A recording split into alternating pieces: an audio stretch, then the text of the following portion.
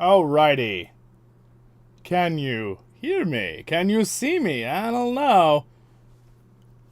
I don't know what's going on here with this poor signal to YouTube. This is something not on my end. Well, hello everyone. Hello. Can you hear me now? This is an unusual situation that I have not encountered ever yet on streaming. There seems to be an issue with there seems to be an issue with the internet itself.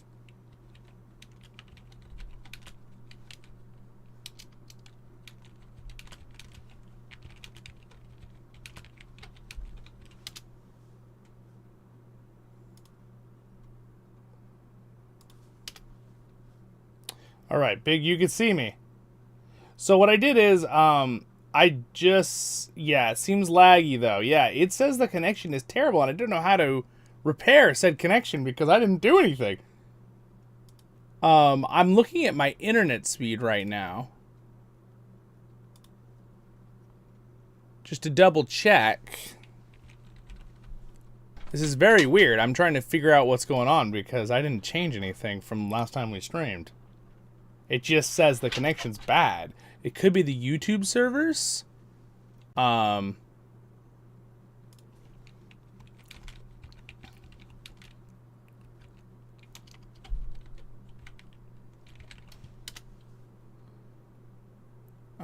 let's just see if there's any YouTube outage here. Alright, so there's a ton of YouTube outage areas right now. It says online. Right now for 11 o'clock. There's a map. Alrighty. Can you guys... It seems to have fixed itself. I restarted some stuff to see if that would help. It looks like it did. Alright. Good. This is very good. Alright, welcome everyone to another live stream now that the live stream has been fixed. Welcome everyone.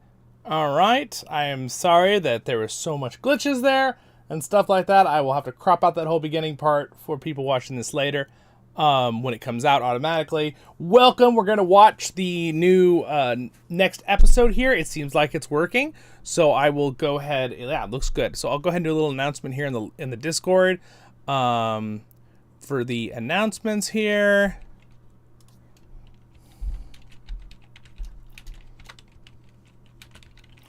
So we're, thanks to that, 30 minutes later than I was planning, but you know what? It's all right. We'll still have a blast today. All right. Sweet. All right. So now I'm going to give everyone a few minutes to join in. So today we're going to be watching the next episode, which is episode 6 that just came out for the Rings of Power. It's season 2, episode 6. Where is he? That's what this title. That's a very interesting name there, my friends. So we're going to give some time here. Again, so people can kind of join in now that it's been off on this whole time. So hopefully people can get in here and join. I'm going to give them a few minutes here. Good. It looks like all the streams are working now. This is good.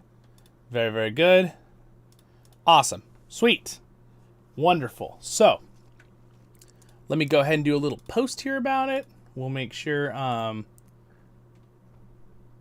there we go.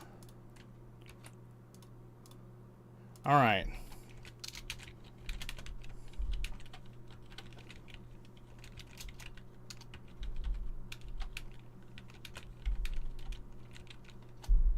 Sweet. There we go. All right. Perfect. So again, I'm your host and guide, Zollin Ironshield. As always, we're going to have fun. Seems pretty good so far. Good job. Yes, Big Joe. Yeah, I think we're good on that area. Now, the only thing is, will the other servers be where? It says now I have great signal. So I think that it was YouTube. I think that something happened with their servers, and they were probably fixing it, and knowing YouTube being such a... They probably were on that very fast. Trying to get it fixed really as fast as they possibly could. So now we got the timer back up there, and let's see if I can get my multi-chat bar thing to pop back up. We'll see. Refresh it real quick there. So yeah, I think we're set now. We can get going here on the live stream.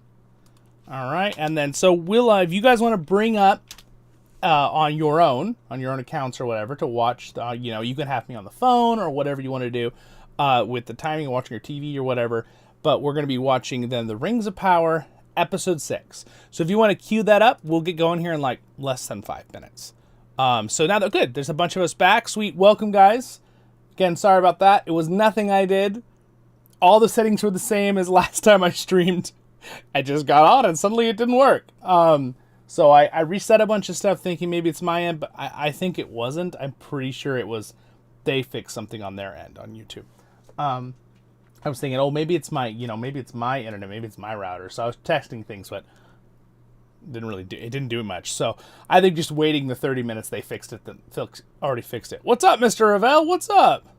It's working great now. Sweet. Good, good, good. Oh, and look at that. The chat's there. Sweet. We're good. All right. Well, with that, got a little crick in my neck. We'll get going here.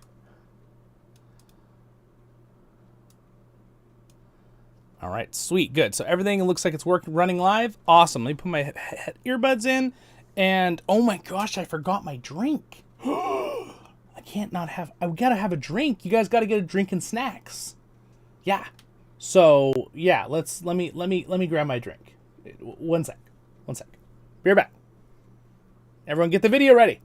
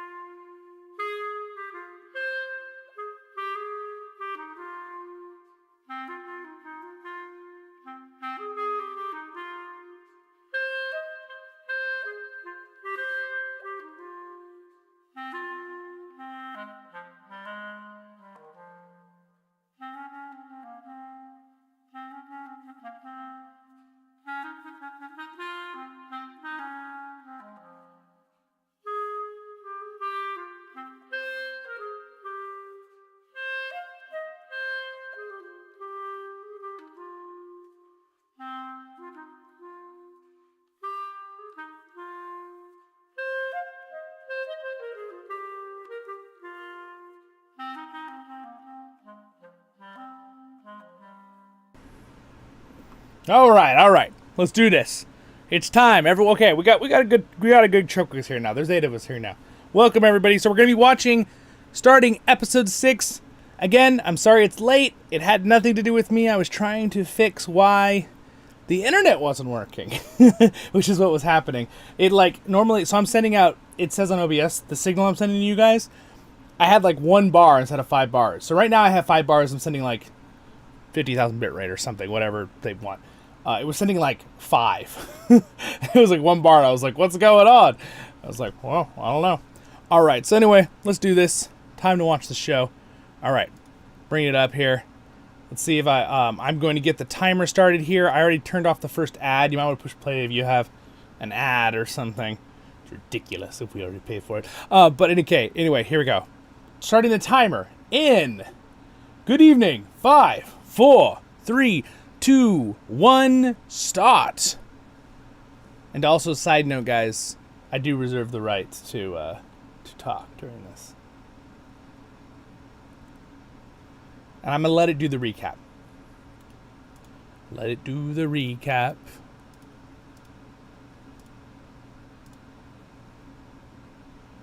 Oh.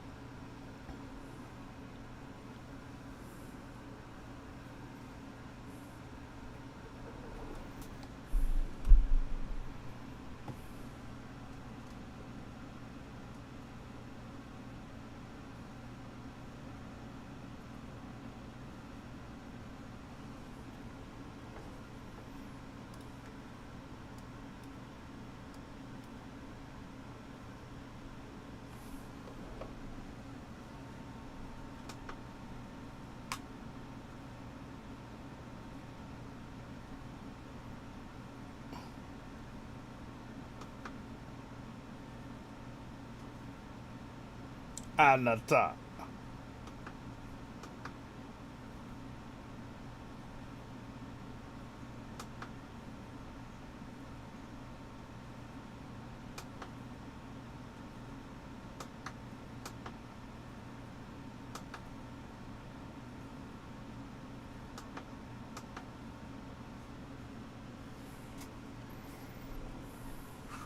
I turned with the brightness on my screen.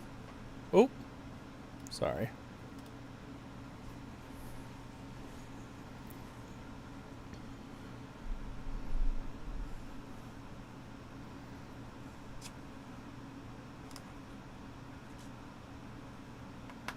And she's like, maybe I should work with the orcs. Maybe that's a good idea. What's up, Dreadman? Again, I like this little, I like the little melody soundtrack, and I like this little effect here at the beginning. So that's where we're all at. So, for some reason, again, the internet was blowing up when I started my stream at 11 my time. So it took 30 minutes for us to get the stream kind of going here. So that's, we're way past that now. What's up, Dreadman? Yes.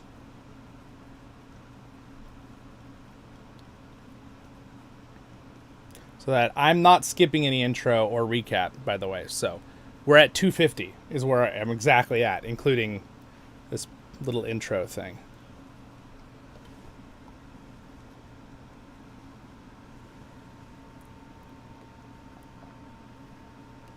I have a delicious peach tea. Nice and cold. Like it.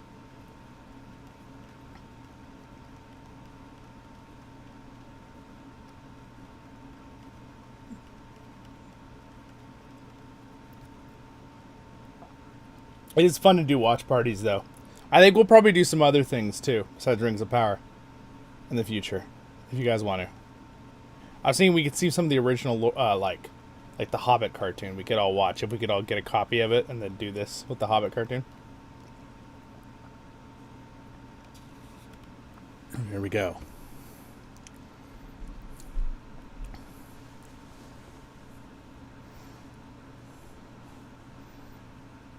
Okay, this is our resident Legolas of Rings of Power.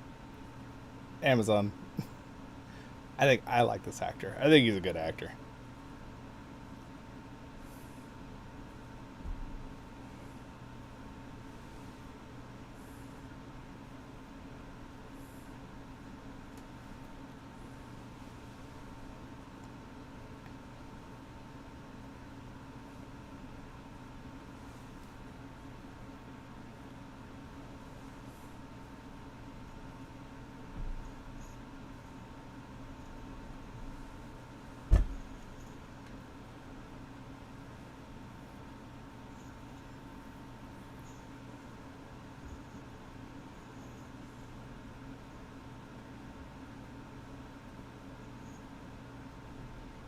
He definitely does some very cool things.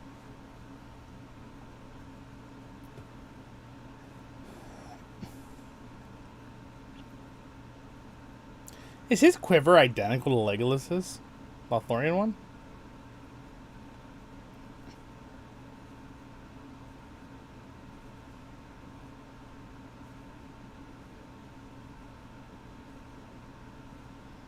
Gosh, Eregion looks gorgeous.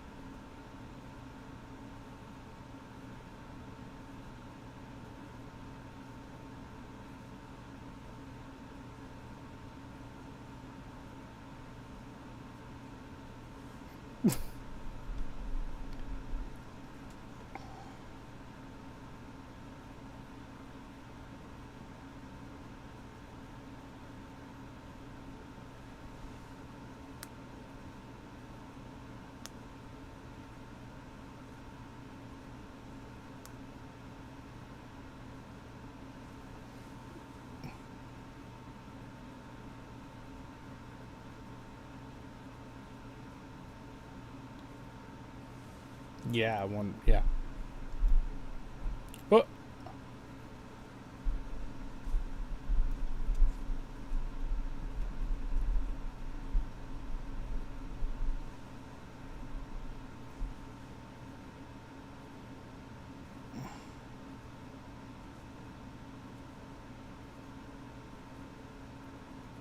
He's losing his memories? Sauron? Is that what they're implying here? Elderly Mo.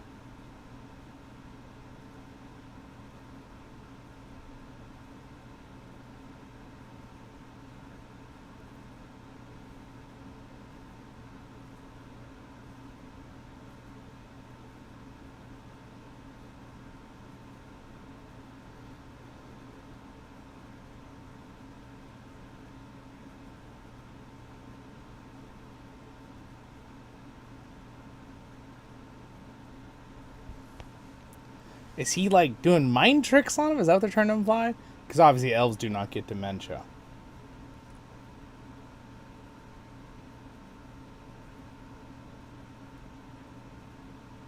No, elves, that doesn't happen with elves.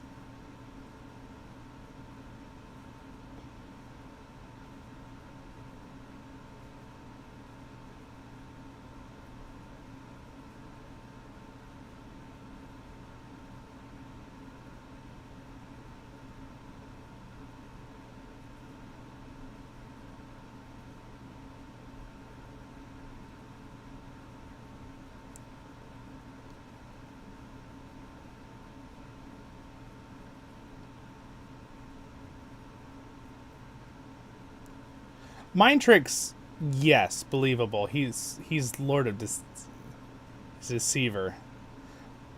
But I don't know about him, like, losing his memory. The way they portrayed that seems a little weird.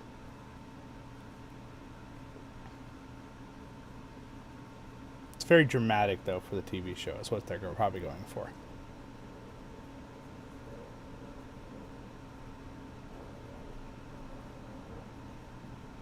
With our Mithril.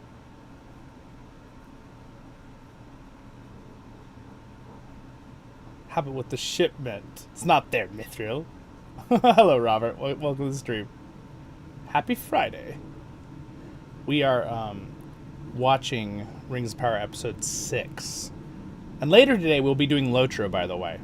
In a couple of, like 4 hours from now. Something like that. My other stream.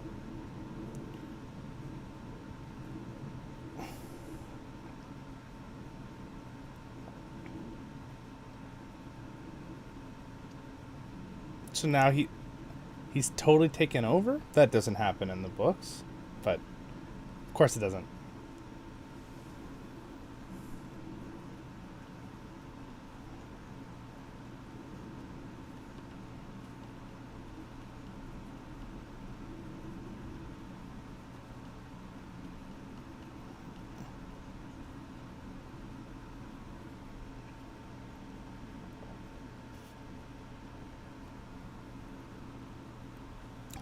Uh-oh.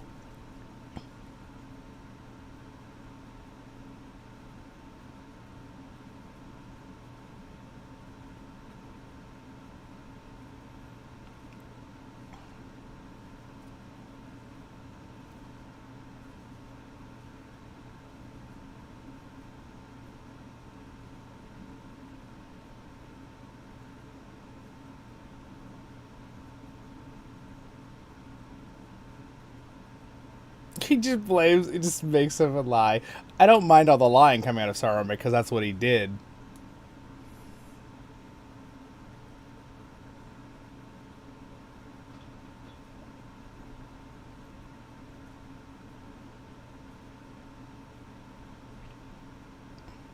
I think her main character is good.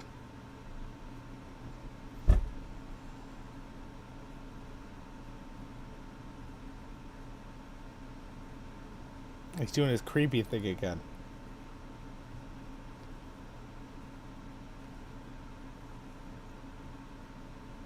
Everything seems to be happening so fast. Yeah, it's like it feels It does feel really, really fast. I think last episode had a lot of good stuff in it, and it should have been stretched over the previous 3 episodes.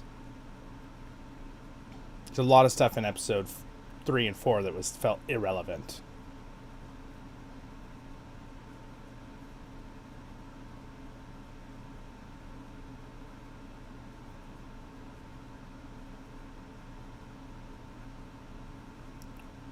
Dramatic music playing.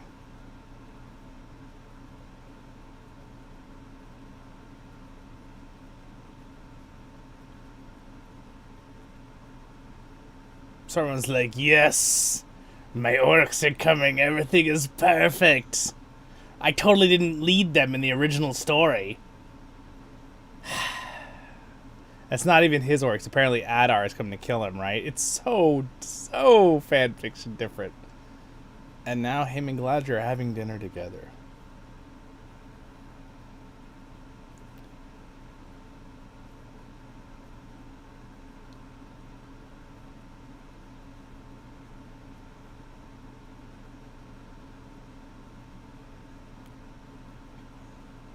Yeah, she really was. Yeah.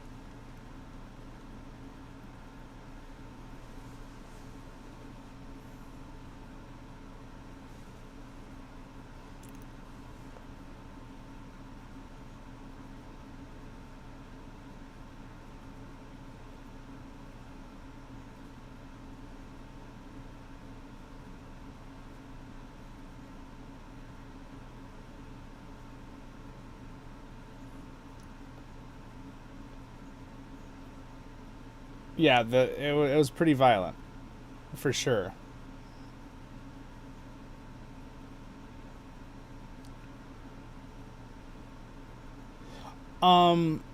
Big Joe, I don't know if it was that long, but it was a very long time. And then he left because they realized, and then he led an army to come steal the rest of the rings. That's the original lore.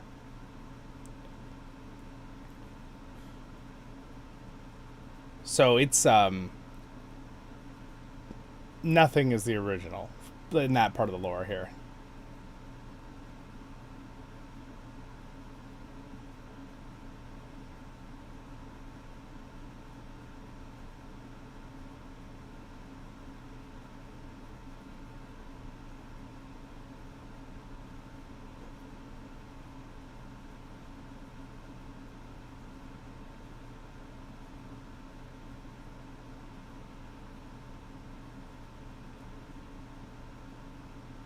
By the way, I turned the brightness up on my screen all the way, and it still seems dark. Is it dark?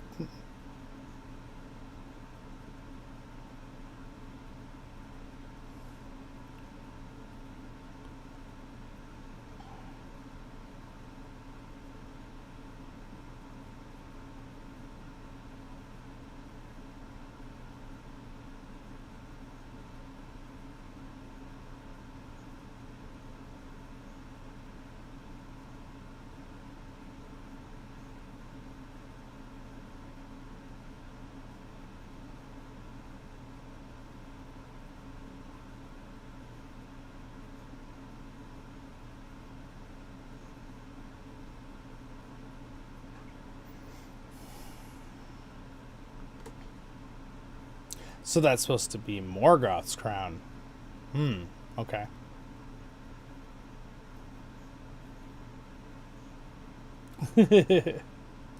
I can't. You guys gotta be able to see me, or this would just be blackness.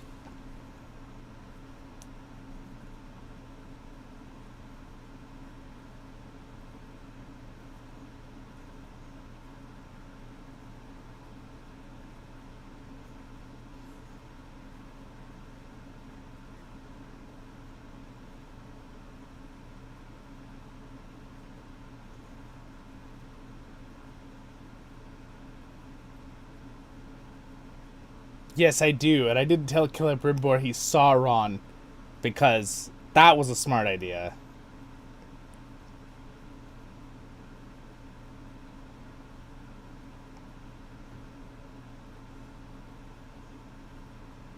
Yeah, he figured it out. This guy's the smartest one of them all.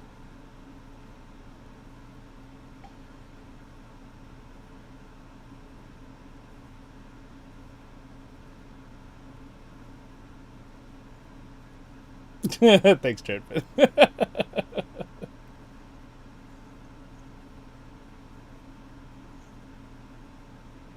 Whoa, was that a magnetic lock? That's what it looked like. That's what I was laughing. I didn't even see him like lock anything. It just clipped. Dramatic music. Numenor.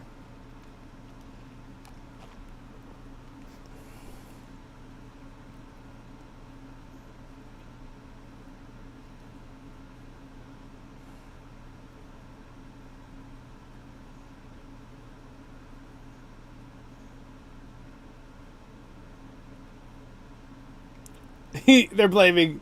Isn't that what evil does? Blames him for high treason when this guy did high treason.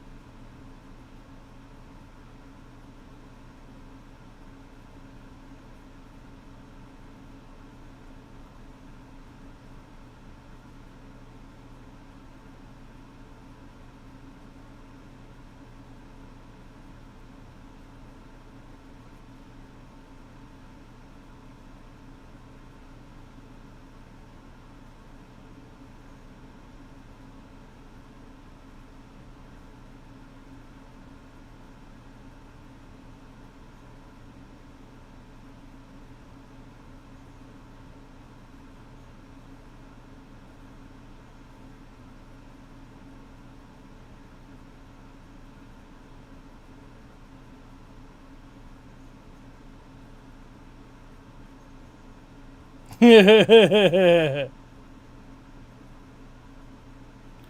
for him. Now, I don't know this exact scenario happened in the books, but this is the kind of stuff that happened in this. So this is pretty good, actually.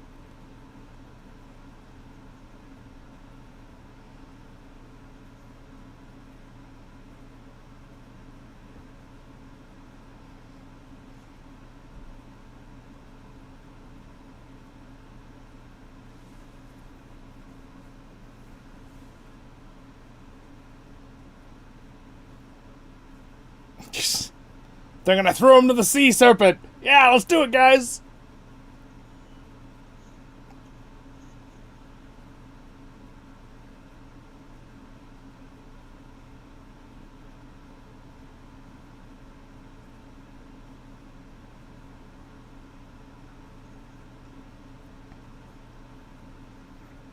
All right. So Tom, are we gonna get a song on this episode? Start singing. Start singing. I just want one song. It shows tomorrow's clouds. Just kidding.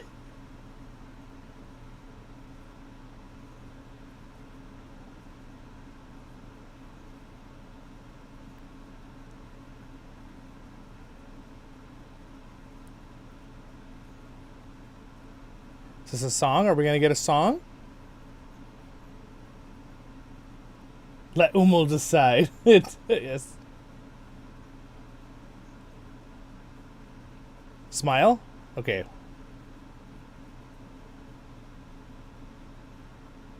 Alright, I got a commercial. I'm pausing the thing for a second. Just so you guys know.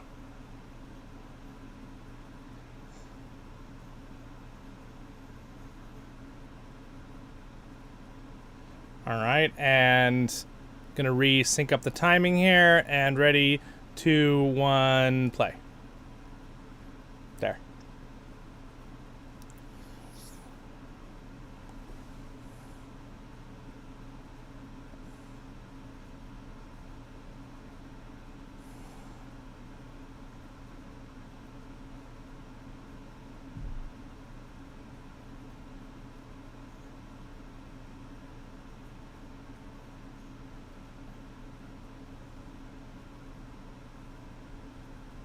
Smeal.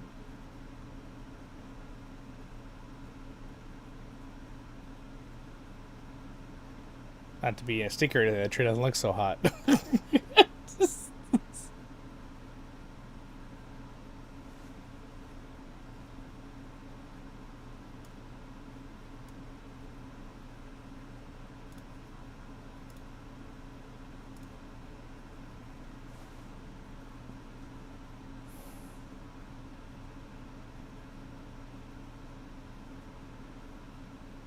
This is...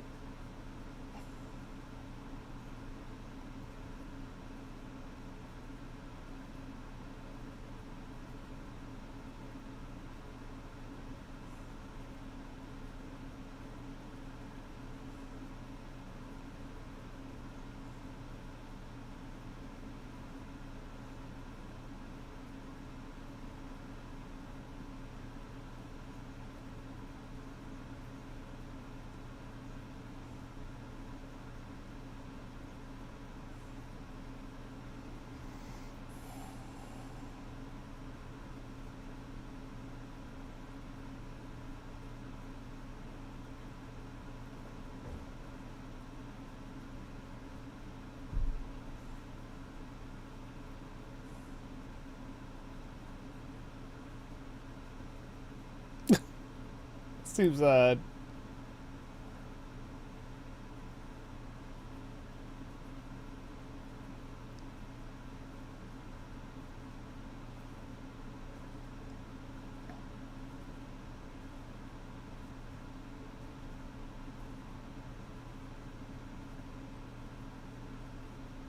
She's holding a snake, by the way.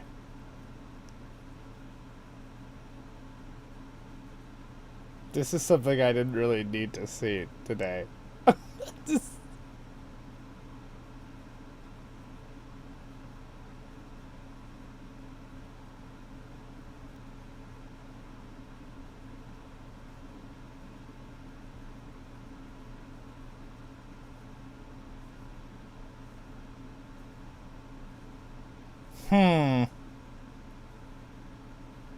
So, a lot of things I keep noticing, too, in this series is they, like, want you to feel, like, invested with certain characters. And it's like, sure, Poppy we kind of know, but I don't know any of these other characters. I don't really have investment in any of them yet. So it's like, you know, like, her emotional story and stuff. Like, sure, it's a good story, but I don't even know who these people are really yet. We've barely even seen them.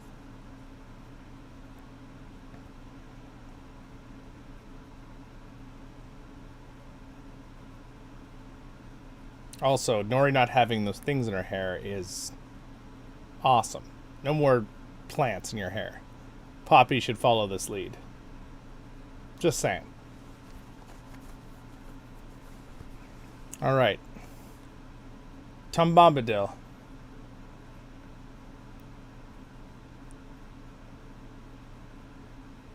Is he gonna sing a song to teach him how to get his staff? Yes? Please? Please, song? Oh my gosh.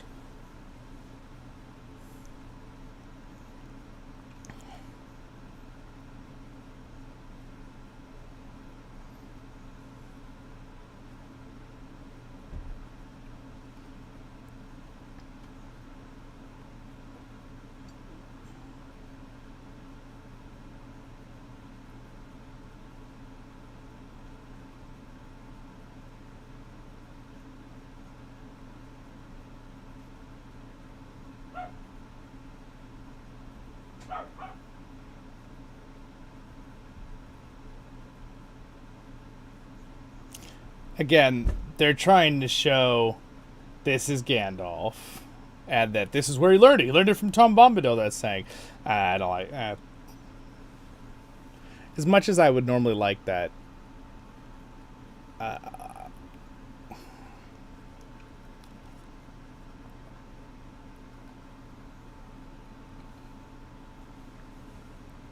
Hello there.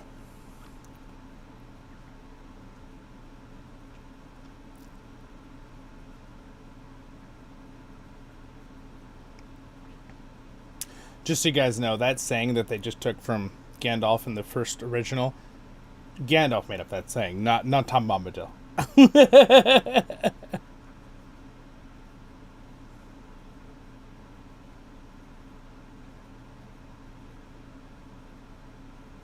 And also, his robe right now looks like a bathrobe because he has nothing underneath it. Yeah, no. It's kind of clear. Tolkien kind of makes it clear that he doesn't go there. He implies it with the fact that only the Blue Wizards go there, is what he says. So that implies Gandalf never went to Rune.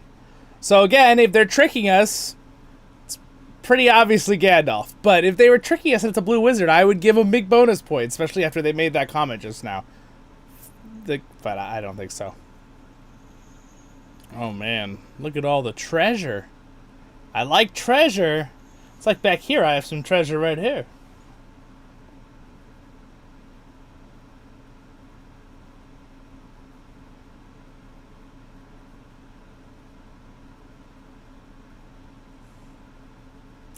Are they acting like now they're doing treasure hoards because they have the Rings of Power? Because I'd like to point out, the dwarves had treasure hoards way before they got their Rings of Power.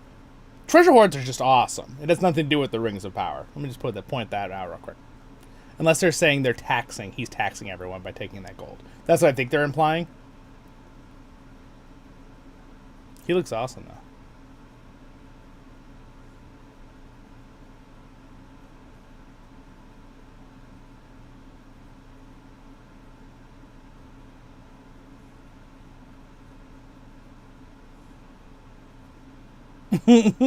I do like that he sees through everything.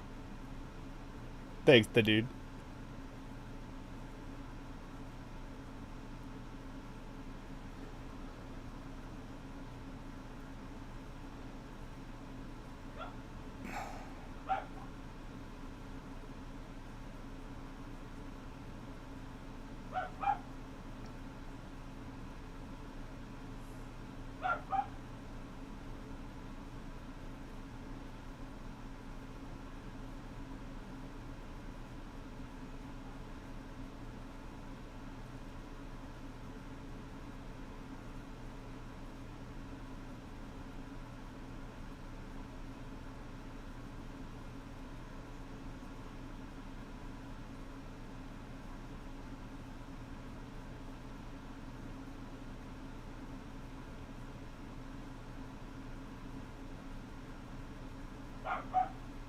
Oh.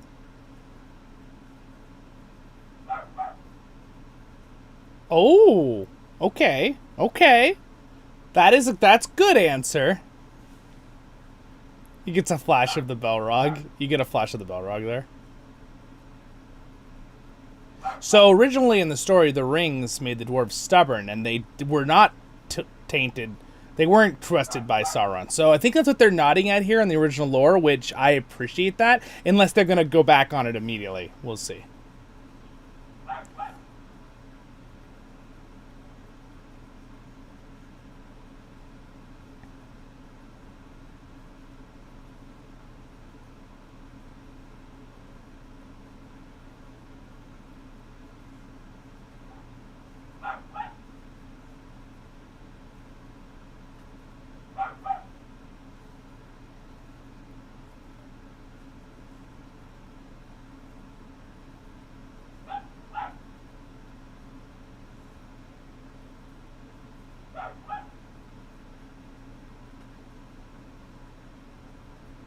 Wow.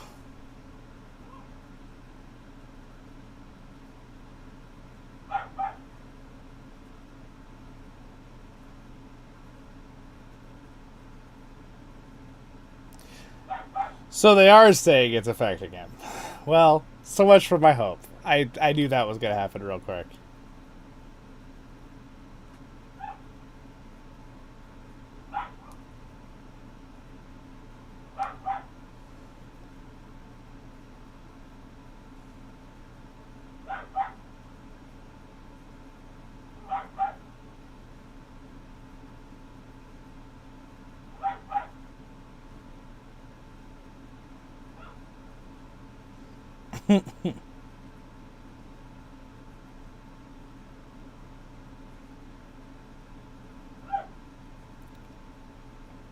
The whispering thing bothers me. That's not how the other rings worked.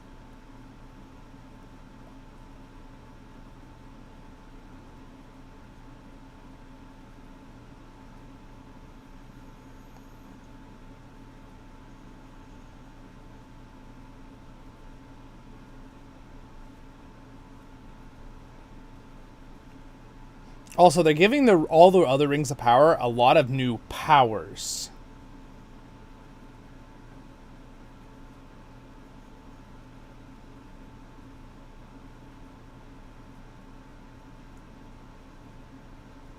Yeah, I agree with you, Big Joe.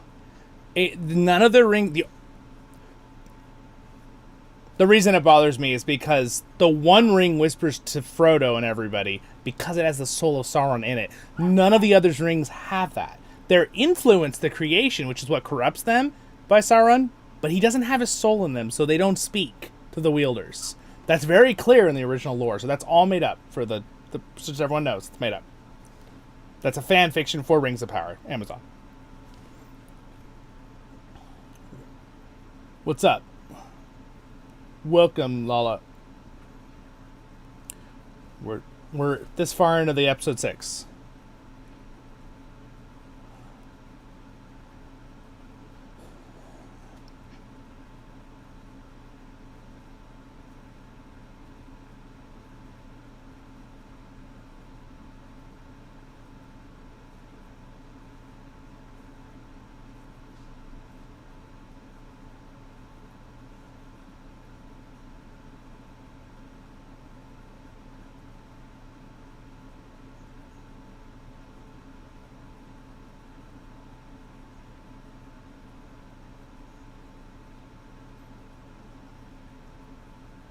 I think these characters are good, even with the made-up story.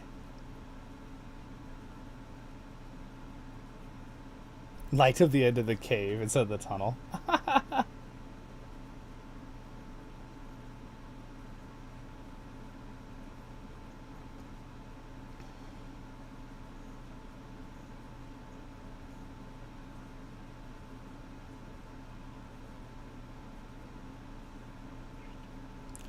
I think one thing is Celebrimbor, being losing his mind or something. That makes no sense.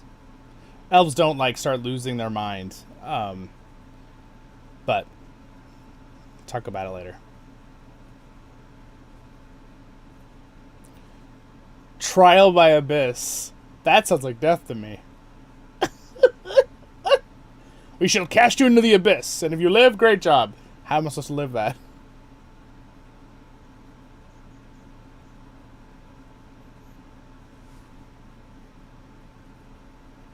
Oh, Durin is by far one of the best characters. Absolutely. He's like the one little bit of ray of light that's very enjoyable in the story. Even in the made-up version of the story, mind you. A little late for that, girl. Sorry. She's like, I can't lose you after I betrayed you and all of my kingdom. So abandon all your morals and all of your honor and just tell him. Oh, his pride, huh?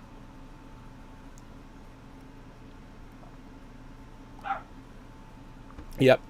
Good answer. Good answer, Elendil. Good words right there. Good job. Good for him. Good for him. Some of the lines they wrote for him and for Durin are really good. But it's funny because other characters, some of their lines are awful. Oh, yeah.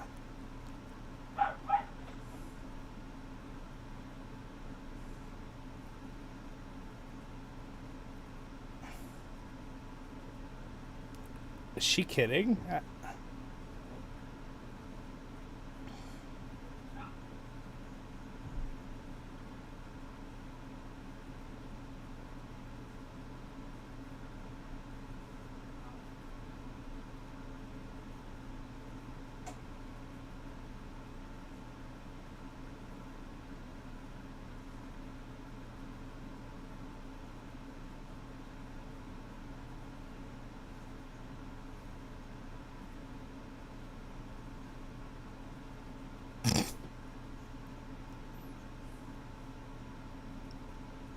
bow to him now after what he just did?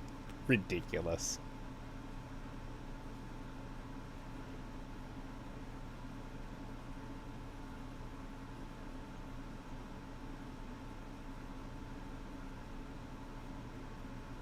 Good for you.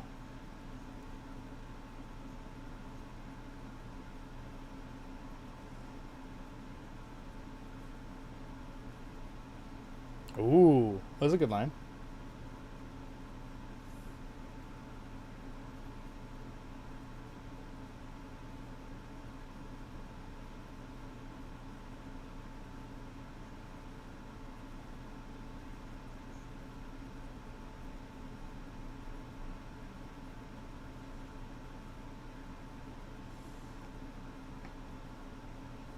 This never happened, by the way, guys.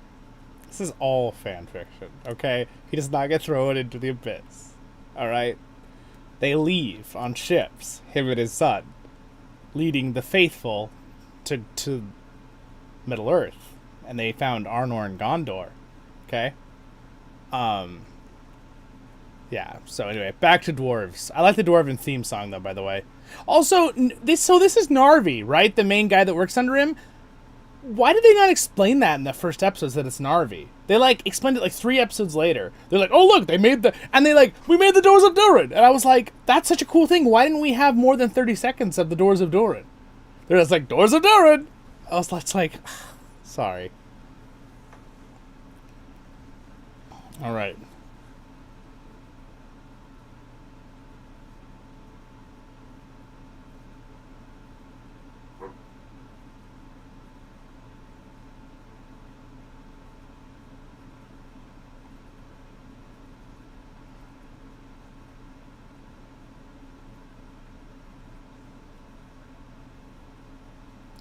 Disa, who is clearly not a Doran clan, and probably from a different clan.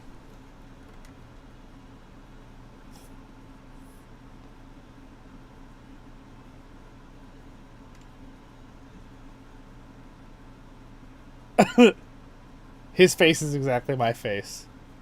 He said that to frighten us off.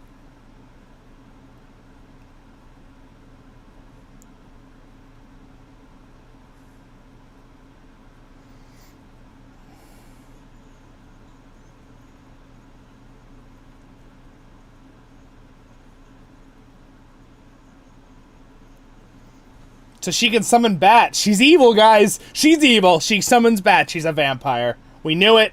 She's a dwarven vampire.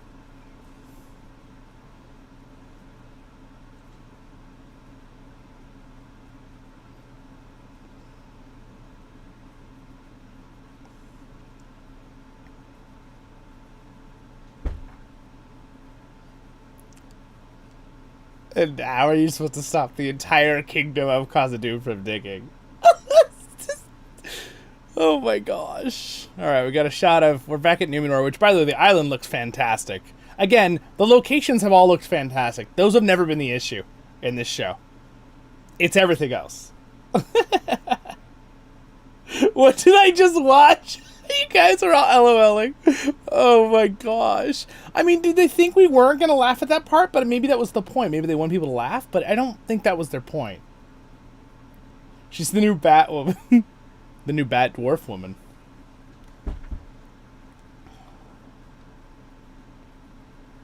Yeah, all the dwarves that do is drop to the ground. Alright, so you accept the judgment of the Valor. Sweet.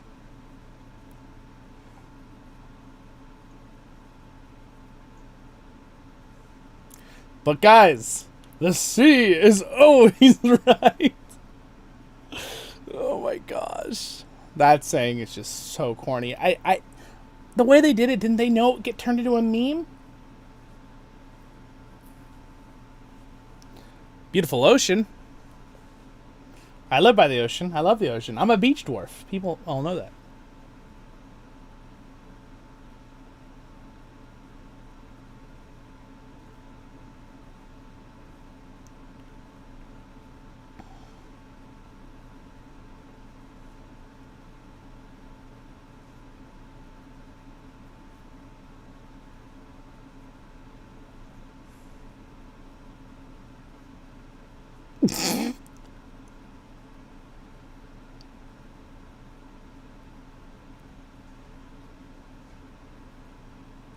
At first I was like, just throw them both in. Problem solved.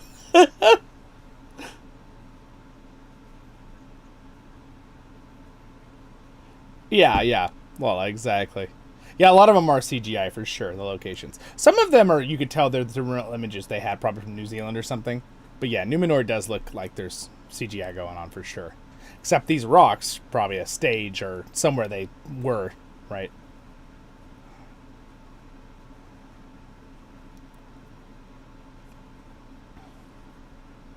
It'd be cool if we got to see Ulmo or something. I don't know if... I think he's mentioned in the appendices. So they keep mentioning things that I'm pretty sure are mentioned in the appendices, so they have the rights. But the article I was reading yesterday, they're like saying, oh, they have rights to the Silmarillion. I'm going, no, they don't. They don't. The appendices just have a lot of the same information the Silmarillion has. That's the thing.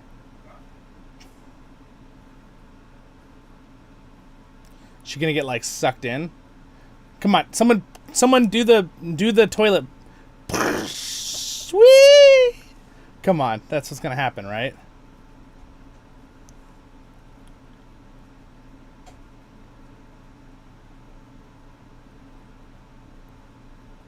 It seems like a very dangerous swimming pool.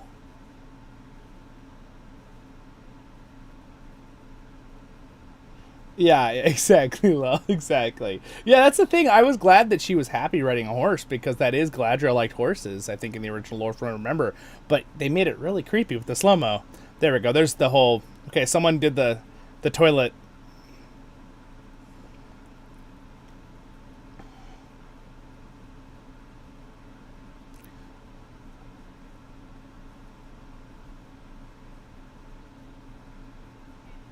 This reminds me a lot of the Harry Potter 5th one, where yes, they have to save the friends underwater with their hair.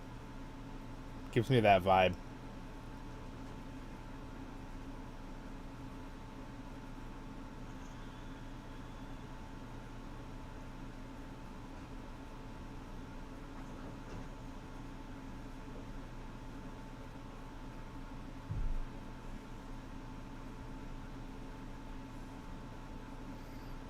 And that ends.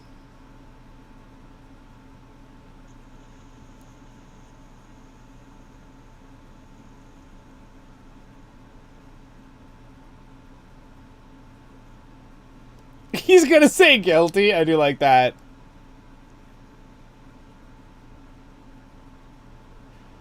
No Ulmo. Sorry, Big Joe.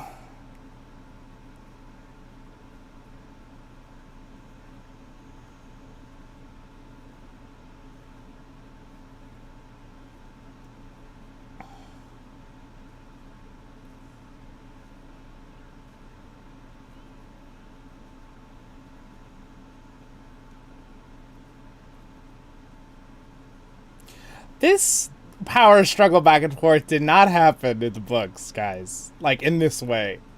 Now she's going to be queen again? No. If he already took power, it's too late. That's what happened in the story. Okay, so the Palantir animation is super cool looking. I'll give him that.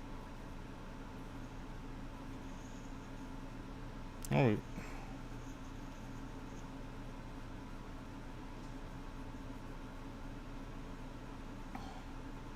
Good acting. I think Alfarazan's acting is good.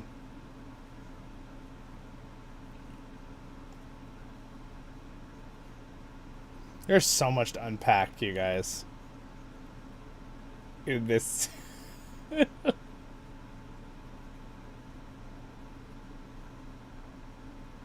I agree, Big Joe. I agree. Yeah, no Umo.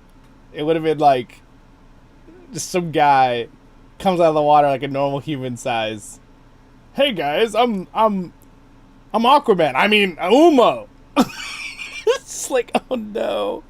Yeah, it would have been a mess. I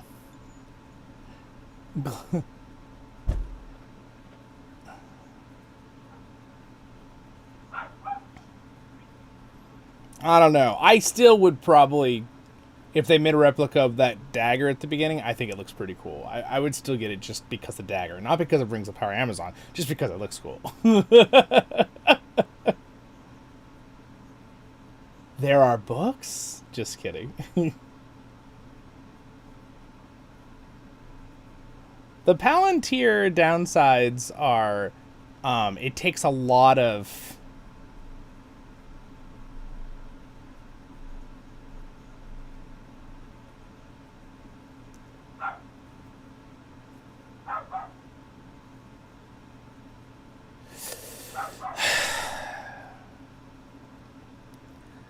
The orcs will not want to return home in peace. They want to pillage and kill. Doesn't matter if they're being led by anybody.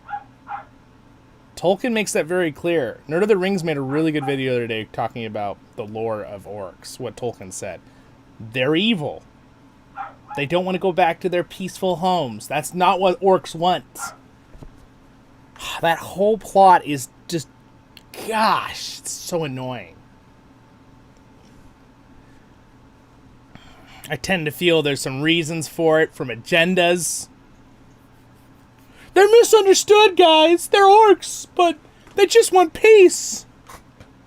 No, they don't. They want to eat everybody and kill everyone. And, by the way, they don't want families. In the side notes, we know they can have baby orcs, but the women, like, take them away from the males because the males will eat them.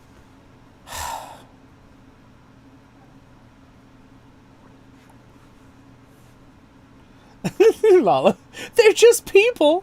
Yeah, exactly. And they're not. That's the thing. Tolkien makes that very clear. They are so far corrupted.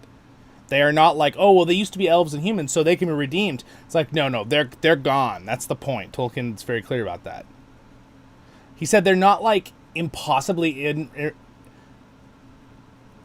he said there's like a possibility, but it's so slim, it's like a 0.01% chance that an orc would ever do it. So it's pretty much non-existent, is kind of what he just said. And that they enjoy in evil things. Orcs. They don't necessarily like leadership because they're evil, but they love doing evil things.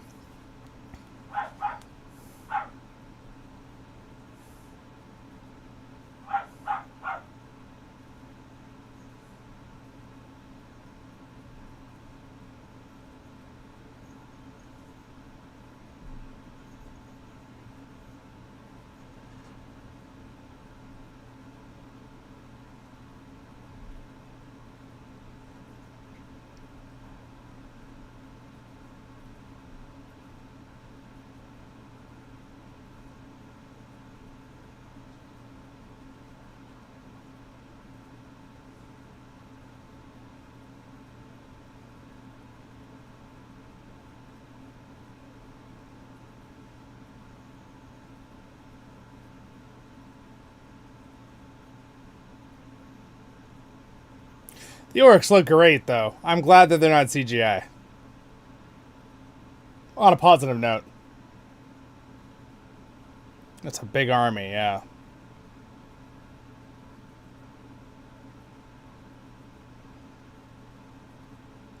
Wait a second. The elves just noticed when they have like 10 trebuchets across the river and like 100 orcs?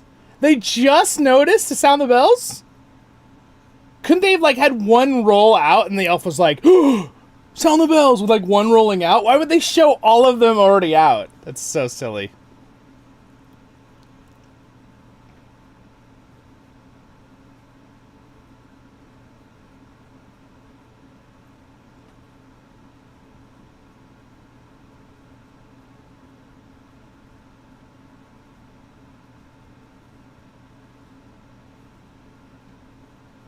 This is where he's gonna realize.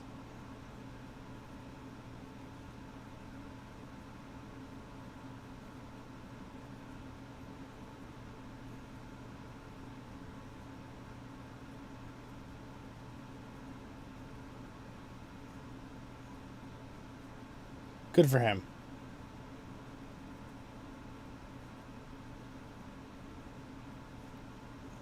Oh, he pushes him. Good.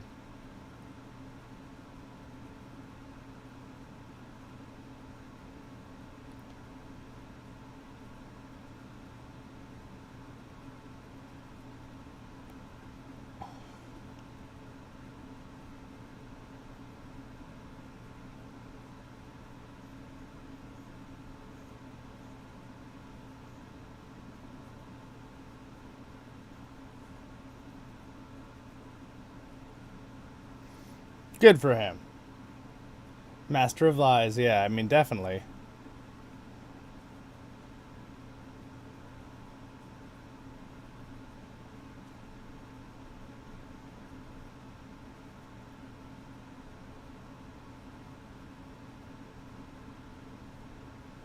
Wait a second, are they trying to say that that he's putting an image in his mind? Which there might be some precedence to that in the original lore, that Sauron could do this, but I don't know about Celebrimbor, of all people.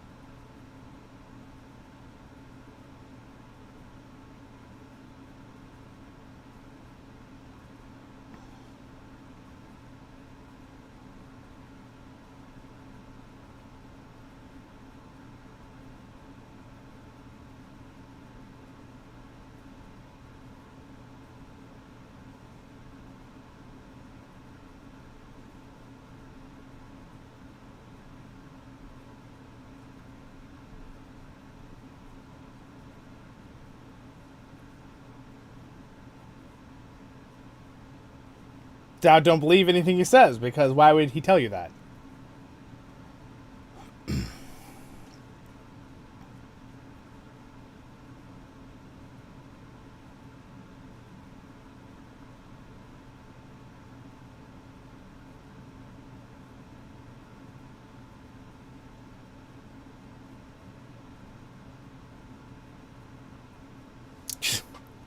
Yeah, the old... He is not old Orin for him, but I get what you're saying, Lala. I get it. That's what I'm getting frustrated about in this episode. I think that's what people were mad about in this episode. Is trying to make him almost seem like he's using like his like elderly dementia with his mind tricks, Sauron's mind tricks, to like manipulate. At least that's what it feels like me watching. Maybe I'm wrong in what they're trying to say, but that's how they're putting it out, if that's how we're taking it, right?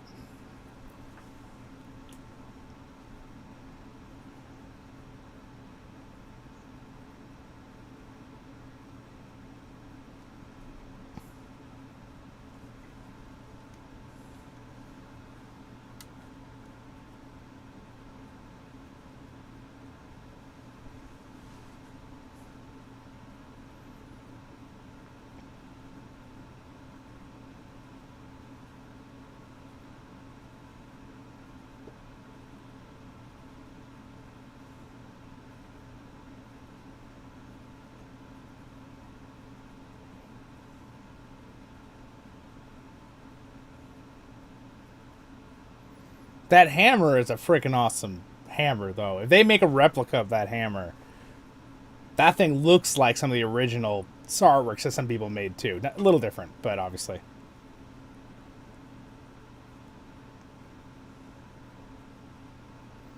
I hope he uses that hammer to try to hit Sauron in the head, too, at one point. But that's what would be nice to see near the end of the series. This season.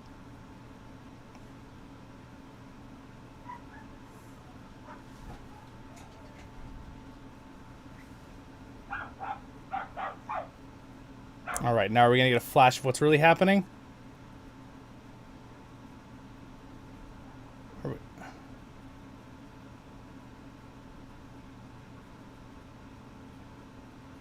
Okay, what's actually happening? Yeah, that's more like it.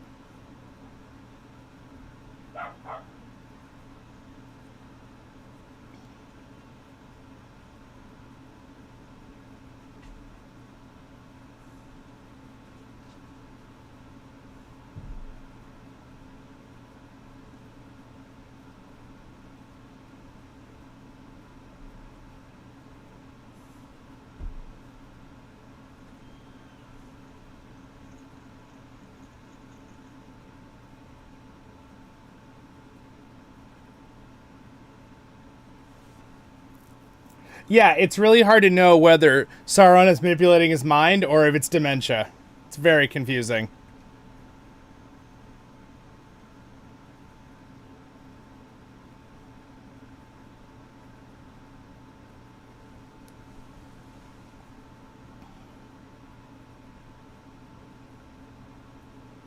Oh, gosh. That would be really bad, Elvin. You guys. Are we gonna end this episode here? It just feels fast, slow, fast, slow, fast, slow with the storytelling. Like, so much condensed from the original lore that's kind of, like, been altered and messed up, and then, like, feels really slow, and then it's really fast. I don't know.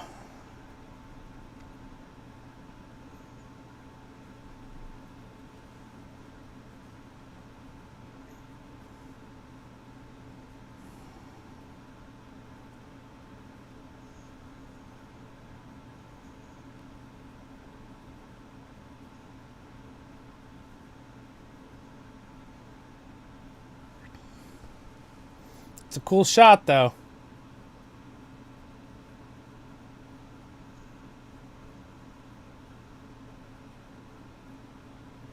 I don't know about that ending spot for the episode. That's a little lame. That's quite a cliffhanger. So. Gosh.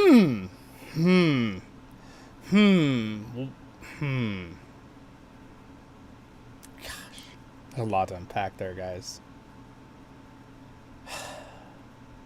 Again, I get this sensation of the thing I'm most disappointed about, personally, about this series, and this is for season 1 too, is like what it could have been.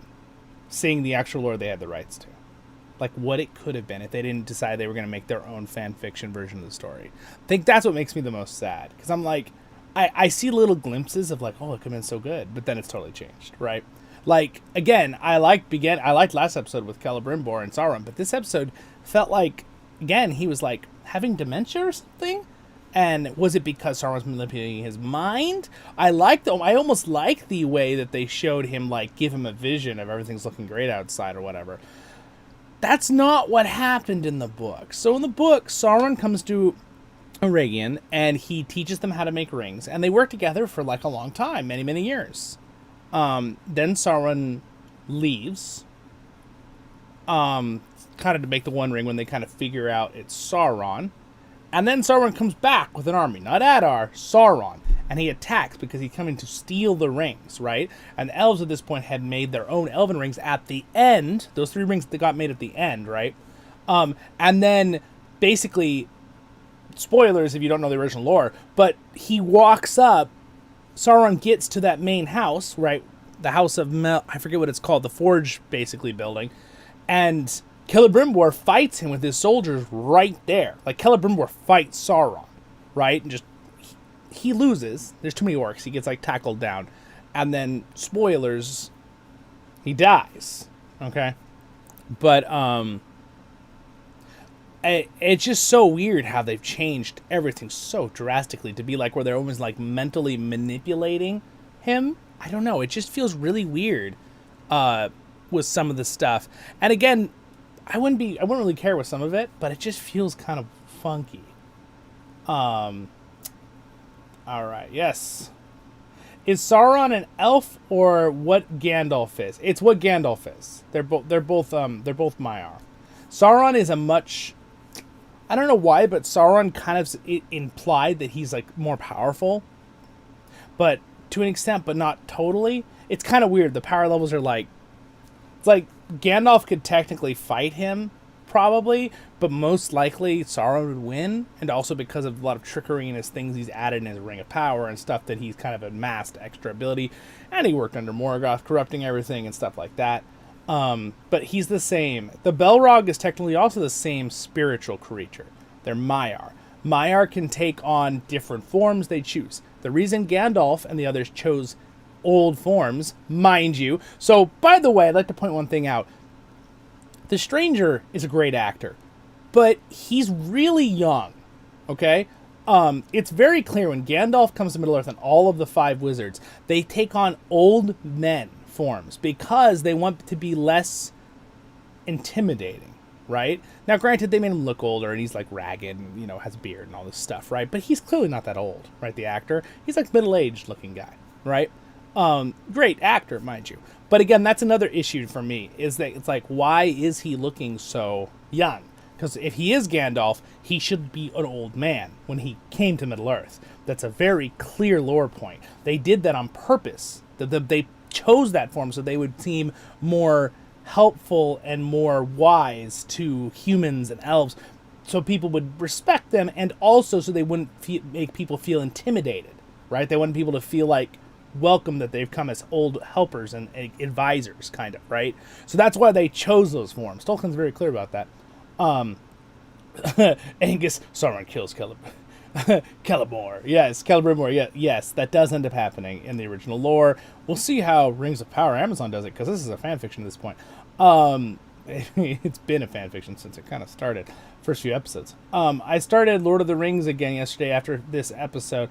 I had tears of joy running down my cheeks. What a difference in quality. Yes, the Peter Jackson movies. Yeah, it's kind of night and day, and it's like. And it's funny because this season 2 is hinting so much at Peter Jackson's movies. Do you notice how much they hint all the time at Peter Jackson's movies? It's all the time. They're hinting at Peter Jackson's movies all the time. And it's like, if you guys want to do that, why didn't you just follow the original lore more? And I'm telling you, it would have been a lot more like Peter Jackson's movies instead of rewriting the story. Because again, I know they're like, well, we want a new audience, blah, blah, blah. The new audience would have seen the original even if they hadn't read the books and been like, this is cool, right? This is great. Because everyone, it's tried and true. We know the original story is good. That's why hundreds and millions of people like the original stories. And I'm like, and we're probably in the millions that know the original stories. Now, there's way more probably that know the Lord of the Rings and the Hobbit, right? But like the original appendices stories and the Silmarillion, there's probably well over several million people around the world who still like those stories or know of them, right? The original history. So this idea that like, oh, well, people wouldn't, yeah, sure they would. They just wanted to make a new story. That's all. They just wanted to make their own fan fiction version, and they should just own it. They should stop saying that it's what it is, right? They should just own it. This is a fan fiction. This is a what if scenario. This is a different dimension, a different multiverse, version of the Second Age of Middle-earth. Okay, that's what it is. And we all know that. And again, this isn't saying that you shouldn't. If you like it, sweet. If you hate it, fine. You can hate it.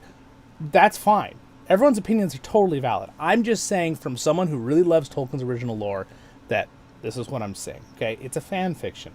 It's all made up. Now, in my mind, I've said this a few times in the past, but just to reiterate one more time, I have several things I'm trying to do in my mind. One thing is comparing it to the original lore, like we've been talking about for the last 5 minutes, right?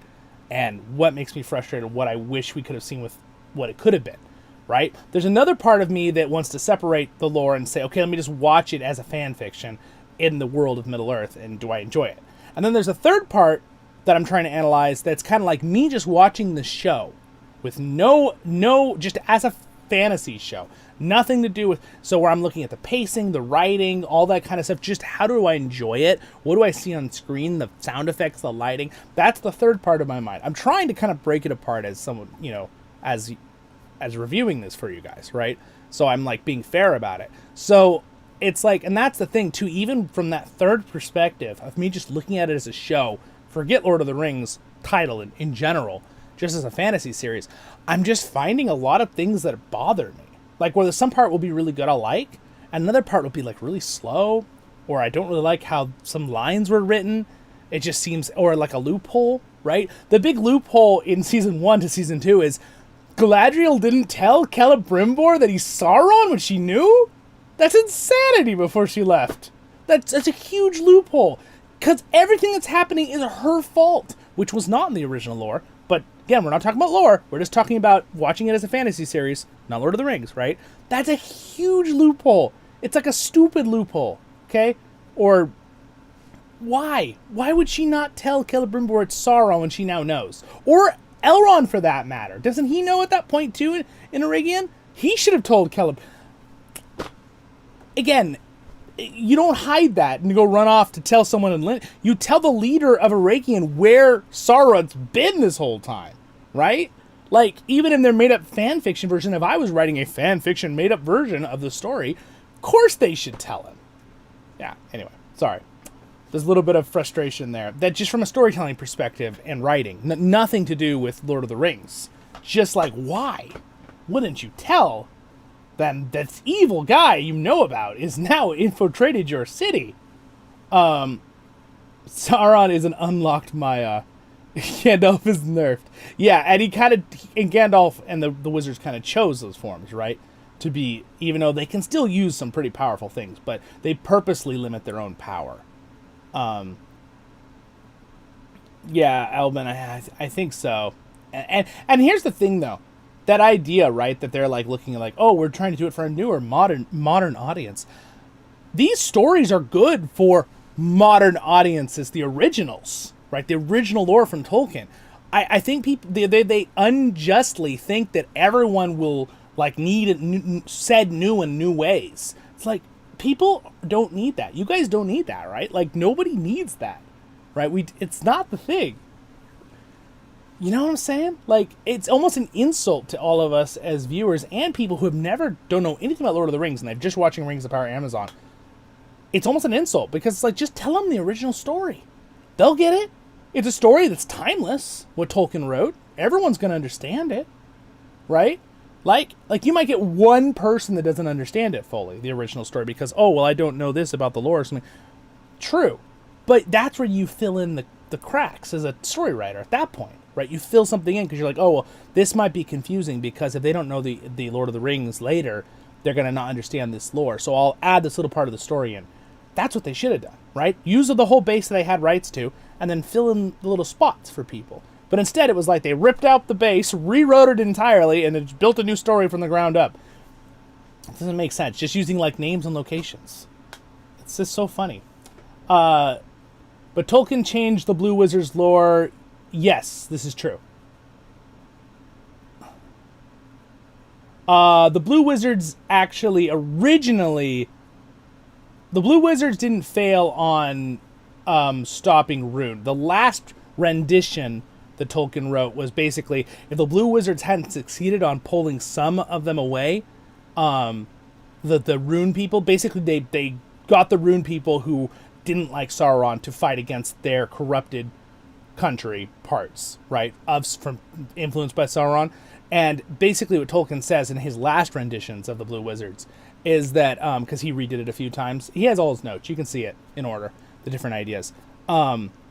Basically, if they hadn't been there, Gondor and Rohan would have lost, is what Tolkien basically writes later in a letter, because if the armies of Rune had come at full force and Harad, they wouldn't have been able to win during the Battle of Pelennor Fields. I know everyone's like thinking, well, what about the ghosts? You know, blah, blah, blah. Tolkien says that they wouldn't have won, so. You know, he obviously, I'm sure, was thinking about that. So there must have been a reason why. Maybe it would have just been too many over time and, you know, had to release the ghosts at a certain point. I don't know. In the movies, they imply he can, like, keep them longer, but I think there was a reason why in the book. But I don't remember that in detail right now, so I'm not going to speak to that. Rings of Power has a gray and white wizard on Rune. Blue who? Yeah, I know. It'd be very interesting to me, like, who is this evil guy? He better not be Saruman. That'd be silly. I don't like how the stranger came into Middle-earth by a meteor. Shouldn't he have sailed into the Grey Havens? Yes. If it is Gandalf or a blue wizard, yes. And if he's a Mire, which he clearly is, he did not land in a meteor. If he landed in a meteor at all, which again is totally made up, it wouldn't have been in Middle-earth. It probably would have been Valinor. Right? And he would have sailed over to Middle-earth, the other continent, right? Where the gods reside and the high elves and stuff. Yeah, the meteor thing, yeah, sure, it looks cool on cinema, but why? And why does he have memory loss, right? Like, if he is... See, that's why I'm hoping it'd be cool. It'd be a cool little twist. If he is, they're hinting at all these things that he's Gandalf, that he's a blue wizard. But at this point, it's like 99% chance he's Gandalf, right? They even made the comment, like, Tom Bombadil is the one that originally told him his lines. Tom Bombadil was not the one that originally told him that saying, guys, in this episode, just so everyone knows. That bothered me. Gandalf made it. That was Gandalf's wisdom and knowledge. Or maybe from one of the Valar. But it wasn't Tom Bombadil who told him that. Also, guys, can I just say without sending... They didn't... No singing? I didn't maybe a half smile from Tom Bombadil? That just blows my mind on how much they missed the mark on Tom Bombadil. I knew they were going to not hit him on the mark, but they like just disregarded Tom Bombadil's original lore, like entirely. They're like, let's just make him an old smart mentor. Yeah, who's kind of a little bit ditzy, right? Or whatever. Tom Bombadil, no singing. I know, granted, they put a song at the credits, blah, blah, blah. No, that doesn't count. I'm sorry. It doesn't count, guys. It doesn't count. Sure, it's a good song. I listened to some of it. Fine. The song needs to be in one of the episodes. He needs to be singing. He needs to be smiling. In the books, we know there's like one moment where Tom Bombadil is serious mode, right? Like one moment. And it's when he's talking to Frodo about the ring. And Frodo gives him the ring. And he holds the ring. It doesn't bother him at all. He does a magic trick with it. Frodo freaks out, and he hands it back to Frodo, pulls it out from behind his ear or something, and gives him back the ring. Goes, oh, funny little thing, and starts laughing and singing again. That's Tom Bombadil, right? So he's not affected by the ring. We don't know why. But this idea that now he's the Gandalf's mentor over in Rune, if he is Gandalf, oh my gosh, guys, it's such a fan fiction. It's like the writers were like, how far can we bring this from the original lore? With the using the characters' names. Like, how much can we change it? Like, that's what I feel like they were thinking when they sat down. Not thinking like, okay, how do we adapt Tolkien's lore to the show? It was more like, how do we take the original, rewrite it so different than what the original lore is? Like, drastically different. Let's move Tom Bombadil halfway across the world, even though we know he never leaves his forest, right? Or at least he goes on his wanderings, but it's close by. That doesn't mean he left all over Middle-earth. He didn't have a house. Goldberry wasn't there. Also, where was Goldberry? Didn't we hear Goldberry, like, talking to him or something? What's up with that, right? Is she, like, talking to him through water? It's like their cell phone to the river, you know? Like, maybe? I mean, that sounds ridiculous. But, I mean, I guess that could be some weird little... that would be believable, I guess. But it's just... That's so weird to me with Tom Bombadil. So weird to me. Can't wait for Gandalf, not Gandalf, and Bombadil together. Yeah. Tolkien's tales are timeless. It feels like it needs an adaptation for modern audiences. You've missed the point. Yeah, exactly. That's the point. It's almost an insult, right? So, like, usually when people use the term modern audiences, they're, like, insulting a certain agenda or political point, right? And let's take that out of our minds for a second, okay? Forget about that for just a minute. Let's just talk about modern audiences being a time frame. The last 20 years, okay? Last 20, 30 years. People that are around, you know, anywhere from 10 years old watching this or whatever age, all the way up until they're, you know, 30s or 40s, right? Let's say that's the modern audience group, if we were saying a time frame, just with that term. Why do we have to belittle that audience to think they can't understand or enjoy the original lore story from Tolkien? I think it's rude to everybody, personally. I think it's rude to Tolkien. I think it's rude to all of the viewers, right? And again, I'm not trying to be mean. A lot of these actors do a good job in the Amazon Ring of Power show. I've been enjoying some of the actors acting. But, and you know, and I have a lot of respect for actors. I have some friends who are actors, right? And it's like, it's just hard when the writers decide to change it so drastically. And again, I had a lot of hope. I was really rooting for the writers, right, that were putting it together. I was really rooting for them to do a good job. And I feel like they kind of just let me down and everybody else down with that. So,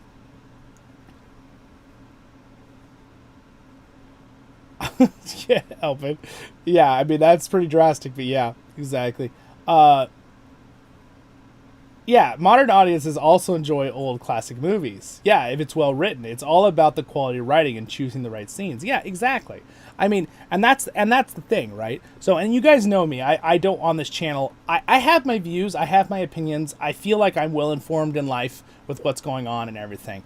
And, you know, I have my viewpoints. But I don't bring up politics on the channel because it's just not needed. We get that shoved down our throats all the time, including myself, and I need a break too. And yes, I study all my, you know, all everyone's opinions. I'm someone who likes to listen to all sides and see what people are thinking, all that jazz. But my point is, here on this channel, I want us to do mostly Tolkien. But when things get kind of shoved into a series, there's definitely certain feelings of, you kind of can see there was like an agenda with something here or there. Again, I don't go into it because you guys are adults. You guys know what you see, right? If you see it, or if you don't, good. Maybe keep that innocence and just ignore it. But it's like, yeah, it's just like, it's bothersome to me to being, if we're talking about, again, modern audience being just a younger age, right? Not shooting at a certain view or whatever, which that does happen, right? There's definitely leaning views on these different, whatever, when they make TV shows or movies or whatever. You definitely see it more often than not. That's why I really love Peter Jackson's quote, where he said, remember, I read it last time, but he basically said that we were making these, I'll summarize it. We were making these movies for him, being Tolkien. We didn't want to put any of our political views, agendas, or any of our own themes into the movie, right? Peter Jackson, glorious, glorious line. He clearly succeeded in that, right, with the Peter Jackson trilogy. That is really important, right? And again, maybe the writers don't even realize that they're putting in maybe feelings or themes of things in their Amazon show. But here's the point. You know how you keep that from not happening? Again, I'm not a writer, right? So take this with a grain of salt. But you know how you keep that from not happening? You just write the original story Tolkien wrote. Problem solved. Then you're not making that mistake, even if maybe you don't see it yourself as the writer, right? So, like, there's so many chances we've given them to do this right. And it's just, again, back to Tom Bombadil. Let's bring it full circle, what I was saying, to finish up.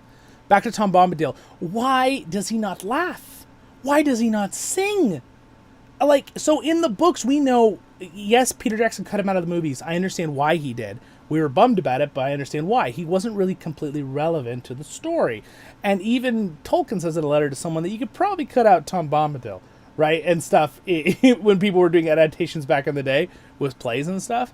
He also says something, apparently, I found out he said a letter where to someone who was really trying to condense the Lord of the Rings, he said you could cut out Rohan. It was like, what? It's like, no, Tolkien, what are you talking about? But he was trying to be nice to help someone figure out how do they condense something much smaller for a play or something. But he was like, well, just to aim at these focal points in the story, right? Tolkien was saying to them. So, like, I think personally, and a lot of people say, well, Tolkien would have hated all of these adaptations. I think Tolkien would have appreciated the Peter Jackson adaptation. I don't know about the Hobbit one, okay? Don't know about that. I still think there's parts he would have liked, but it's obviously has a lot of added things here and there, a couple of spots, but it's nothing like Rings of Power, though. The Hobbit is still like 85% the original material. Okay, Peter, the Amazon's Rings of Power is maybe 5 or 10% original material, maybe. That's a big maybe. But yeah, just the fact that Tom Bombadil sings and laughs and smiling the entire time, right, with Frodo and the Hobbits. He's singing while he's killing the Barrow-wights and saving them from the Barrow-downs, and he's singing songs. Go away, you evil things. Like, and he's saying all this stuff. And the whole time, he only stops to be serious and not... He might still be smiling, for all I know, in the book. But, it's because it's our imagination, right? He stops singing for, 2 minutes to talk to Frodo about something. The rest of the time, the other, several hours he's there with him, he's singing away, he's smiling and laughing. That's Tom Bombadil. So, granted, the actor looks great in The Rings of Power. I think he fits the character's look, and the beard's good and everything, but why is he not smiling? Why is he just being like this old, mentor who has no singing, no smiling? It's just not even Tom Bombadil. So, anyway, that bothers me about Tom Bombadil stuff. Just because they decided to add Tom Bombadil. For one, they shouldn't have even added Tom Bombadil, really. It's the real thing we should have done here. He's not in this story, okay? But the fact that they decided to add him and then also make it where he wasn't the original character. Again, it's kind of like how I'm frustrated about, Galadriel, right? She just doesn't have the personality of Galadriel we know from the books. She's, really vengeful and always angry and always after things. And it's like, you gotta, have hints of the original character if you're gonna change stuff at least. And neither of them have hints. Some of them do. Some characters do. Obviously, Durin feels right. Elrond's one of the best characters feeling like the original, even though obviously put it in the fan fiction, they have to change his lines and what he says. But he feels like, of course, I would know that he's one of the actors that's really into the original lore, so that's probably why he really adopted the Elrond he read about. But even then, I'm sure they had to change stuff that he said. It's not rude, it's on purpose. Well, yeah, Albin, of course. The writers chose to do this. Of course it's on purpose. I agree with you on that. Yes, it's true. Think I hear No Bombadil sing once in episode 3, but that's it. He doesn't sing in episode 3. No, he doesn't. There's a song in the end credits of Tom Bombadil singing in episode 3. He doesn't sing in the episode. So yes, there's a song in episode 3, but it's the credits. He's not singing himself, which is like, you got to show him singing himself. I'm sorry, like, I'm glad you pointed that out, Deployable, but I don't mind. Tom Bombadil singing himself is important, okay? I'm glad they put in the end credits, but I don't feel like it counts. We need to see him be smiling and singing once at least in this series, right? What's up, Big? It doesn't feel like Tolkien or Christopher. Yeah, and again, and I say this every single time, right? Canon for me is always anything that Tolkien or his son did with notes, Christopher, right? That's canon. That'll always be canon. That can't be changed by Amazon. That can't be changed by any video games or any other movies or TV shows. That's always canon, okay? And then there's legends that I consider. And those are things that respect Tolkien and fit in perfectly, right? And make total sense. Lord of the Rings Online does an amazing job of this. Return to Moria does a really good job with this, right? The video games. Peter Jackson's movies, slight adjustments here and then. Some of them were very respectful for putting it to screen, and I think fit in just nicely. Even the ones that change things entirely, those are obviously more of a fan fiction in my consideration. And then the third thing would be fan fictions. And there's ones that respect the lore and ones that don't, but usually they're things that just use names and locations and kind of do their own story. That's Rings of Power to me, and I think a majority for me personally contradicts Tolkien in many ways. It's his original lore and even how he would want something. You know, if you read Tolkien, you kind of understand where he's coming from in his background. So you know what he would like, even morally want in a character or story. Again, why I hate the mithril idea that they made up for Rings of Power, where like it's a Belrog evil and this high elf, and that's what makes the mithril so strong.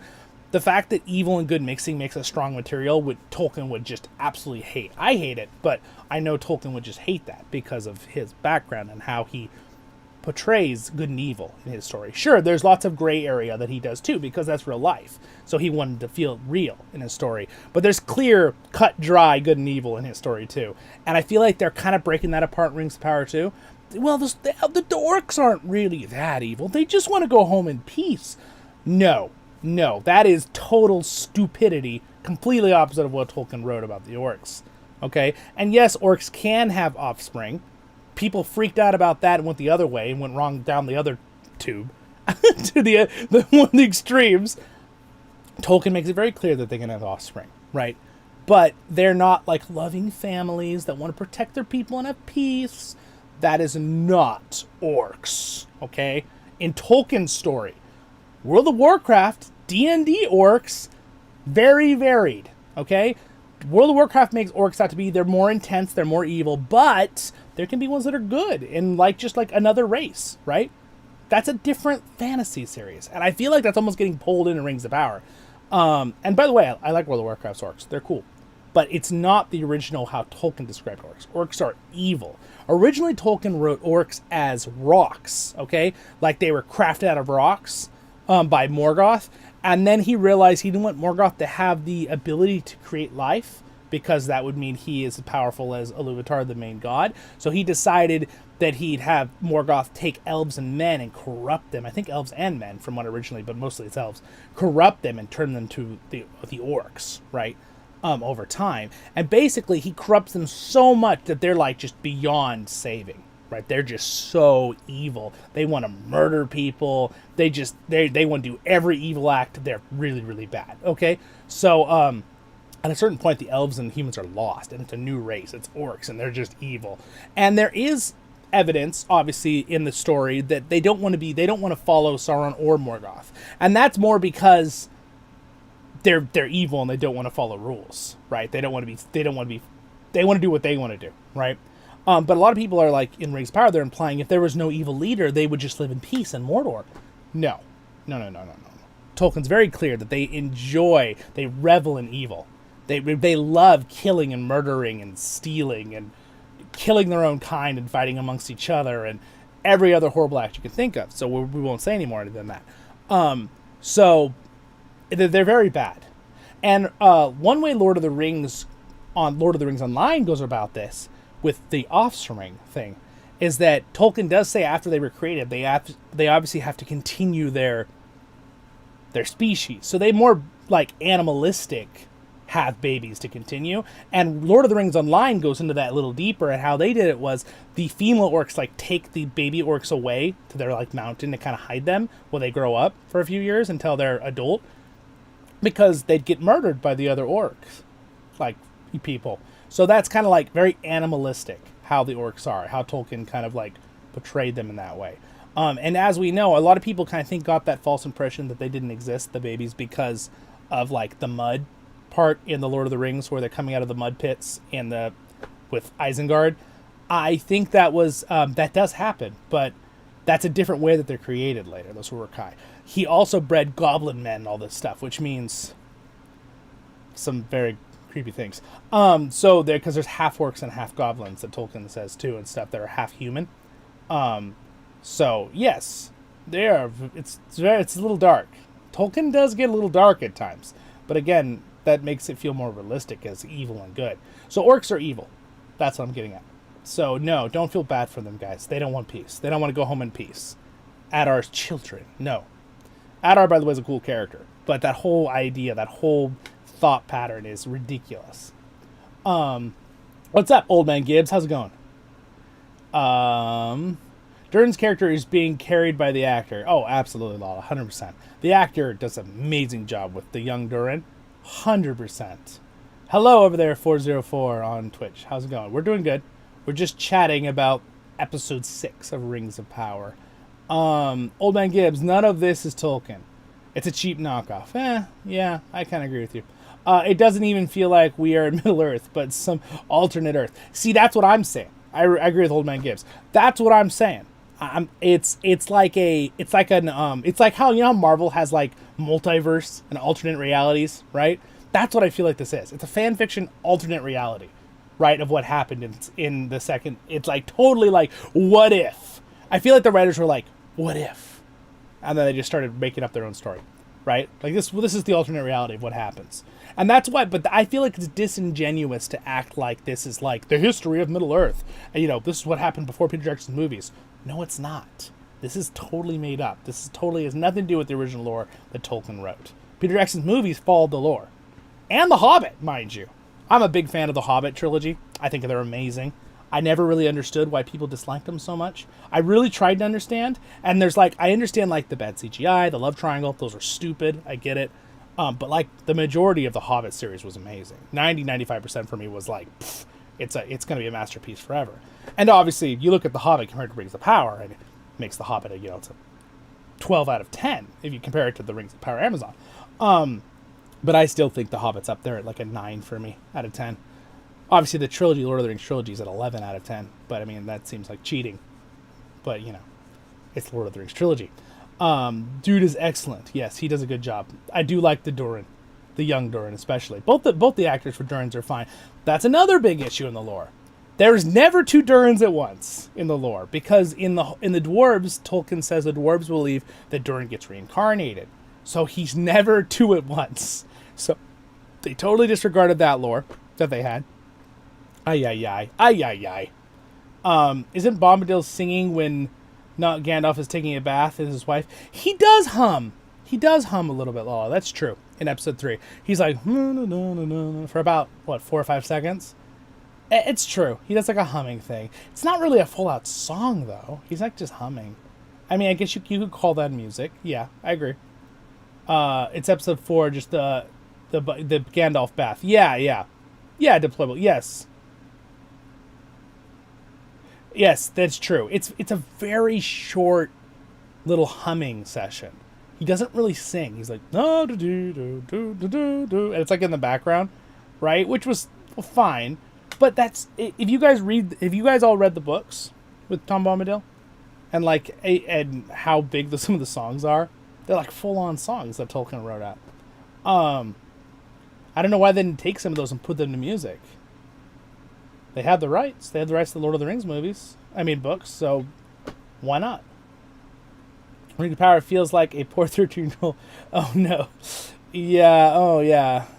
Yeah. It does seem bad. Yeah. Not gonna read that on YouTube, but yes. I I have a question. Why is Adar evil? Like, he seems rational enough. Why does he strive against elves? I know, it almost seems like in their made-up version of Adar that he should be, like...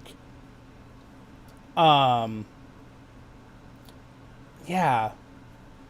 I don't know.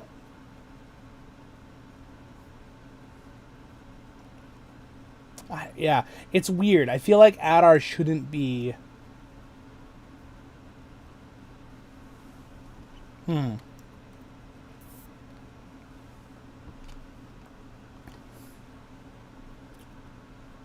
Yeah, I don't know. I don't know why Adar is. It's a good question.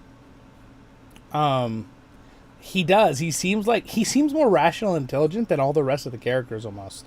Like how he sees through things. And I like that Durin sees through things too. But I was really disappointed. I was really excited when the Durin, the father, decided he wouldn't like accept Sauron's deal. And then like a second later, which I assumed was going to happen, he changes his mind. Oh, but they'll come to us when the battle starts. I'm like, no, the dwarves totally disregarded Durin entirely. They just Sauron entirely, because the rings did the effect that Sauron wasn't expecting with the dwarves. They got more into themselves and more greedy from them, and they're very dwarves are very resilient mentally and physically. So that's kind of one of their things. So basically, it failed entirely. So that's why only the rings of power for men really succeeded in corruption. Yes, the dwarves, it did end up bringing the ruin in some cases, because it wasn't the ring itself brought them to ruin, it was that their rings helped them gather lots of gold, and no, they weren't speaking to them, but they were just helping their natural abilities increase, and leadership skills. And basically, their hordes got so big that they got attacked by orcs and dragons and goblins all the time, and then a lot of them got lost, the Dwarven rings. That's why they ended up hurting the dwarves more. Sure, it made them a little more greedy probably and stuff too, but they didn't have, they weren't speaking to them saying, go mine here, go down here, there's a Balrog down there, you should totally do that, they weren't doing that, the Dwarven rings. The Dwarven rings weren't necessarily evil, even from what Tolkien kind of writes. They're sort of corrupted, but they're not necessarily speaking evil monsters. Angus, you best get we rest and coffee. You gave your life. It's true. That is true. I should probably get going now, guys. Anyway, thank you so much for talking with me, and hopefully you still enjoyed hanging out. I'm thinking we should do some watch parties of other things too in the future, not just Rings of Power. I'm thinking it'd be kind of fun if we did some watch parties of the old Hobbit movies and things like that. Would be kind of nice. I don't know. What do you guys think? I think it'd be fun. But we will finish this series still. I enjoy watching it fresh for the first time with you guys, and then I can kind of break some stuff apart. I'm still planning on making videos of every episode, but it feels very tedious to me. I'm not gonna lie, but I know a lot of you do want me to make my full-on 40-minute review of every episode like I do, talking and breaking down every scene kind of thing. So I will do that for the people who want it. Just because I feel like if anyone ever is curious on my opinions in the future, they can always go back and watch. Kind of like my Season 1 reviews. If you're ever curious what I thought about Season 1 and how I broke it down, you can go watch all of them on the Zollin's playlist here on the channel. Zollin's opinion, I should say. I'm guessing the Rings of Power have Sauron's soul in them, since they block visions of the Balrogs and whispers stuff. Yeah, so that's the Amazon's fanfiction version. Definitely, Lala. That's definitely what they're implying. That's not the case with the original, because what bothers me about that with the lore point is the fact that the only ring that whispers to people and talks to people is the One Ring. And why is that? Because it has Sauron's soul in it. All right, it's not just his magic; it's his soul. So it's part of Sauron. So it's keeping him originally from dying, right? Being defeated. Not necessarily dying, but being defeated. So this idea that they all have that without his soul in them is it kind of takes, you know what it does? It takes the specialness of the One Ring away. That's why I don't like it. It takes away the specialness of the One Ring. right? If they do that. So that's why I think like, oh, well, now they all basically whisper and tell you superpower abilities or whatever. It's like, no, that was only the One Ring. There's a reason for that, and it takes away the specialness of the One Ring of power if all of the rings do that. Because it's like, they're not all part of... He doesn't pour his soul into every ring. He manipulates them and puts some of his magic, sure. That's kind of clear, because the One Ring can kind of manipulate them later, the men's rings and stuff. But it was because he helped make them. It wasn't because he poured his soul into them. It's different. Yeah, we should watch some of the original animated stuff. That would be fun. What's up, Andrew Carlisle? If Zollin was a Pokemon, it would be legendary. Oh, thank you. Thank you. I appreciate it. What's up, Mr. Ravel? Anyway, thanks for hanging out, guys. And thanks for hanging out, Mr. Ravel. I appreciate you guys listening. Hopefully it was enjoyable.